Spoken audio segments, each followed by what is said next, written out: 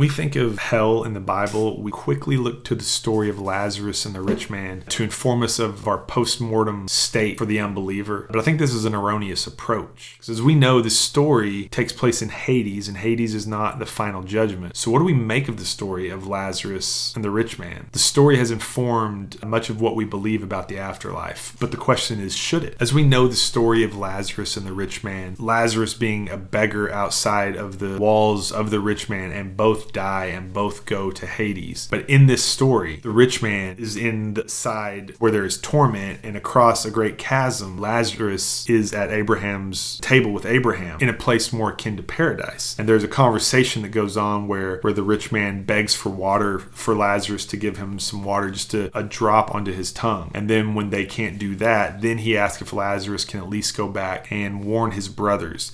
And Abraham says, your brothers have Moses and the prophet, and that they're not listening to him, so they will not also listen to someone that has come back from the dead. And I think this story, there's a bigger picture here that we've missed in place of looking at what we think this tells us about hell. So Jewish thought in Jesus' time was heavily influenced by Book of Enoch, specifically the first book of Enoch. And this book is a category of intertestamental literature. So this isn't believed to be written by Enoch, but it was written roughly between 100 and 300 years before Jesus. So this was common practice in Jewish writers, especially the centuries before Christ. So why does this matter? Well, there are two camps when it comes to the story of Lazarus and the rich man. You either believe it's a parable or you believe it's a true story. And so for those who believe that it's a true story, the thing that they cling to is that there is a name used in the story, Lazarus. And in the other parables of Jesus, he doesn't use any other name. Those who believe that it's a parable, they just view this as a unique feature to the parable, because nowhere in the Bible does it state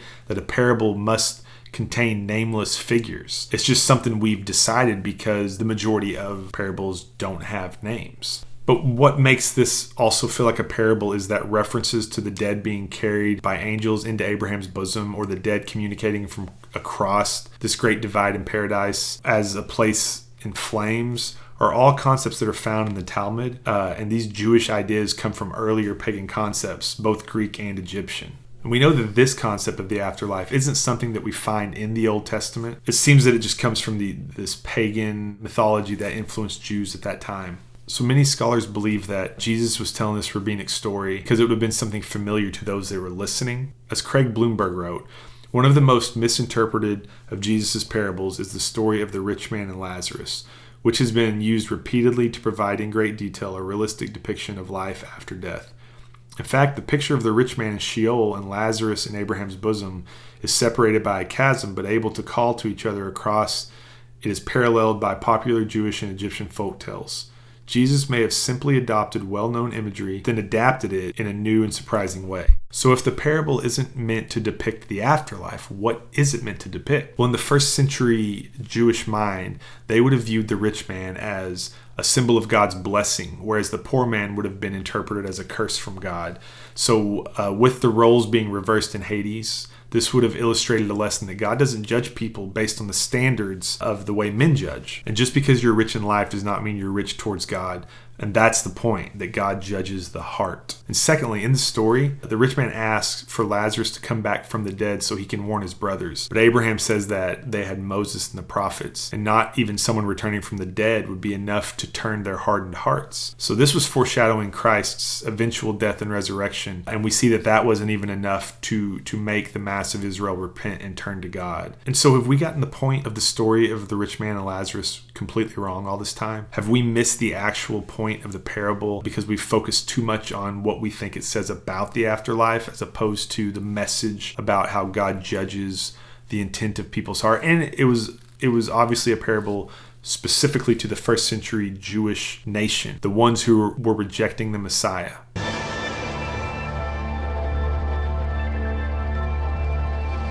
So I think what has happened is due to early translations in English that have rendered multiple words into one word, which is hell. We've taken the concept of Lazarus and the rich man, or the words like Ionius and Olam, and then we've merged these concepts with this concept of the lake of fire, thus rounding out our picture of what we think hell is. And so onto the topic of the lake of fire. What is the lake of fire?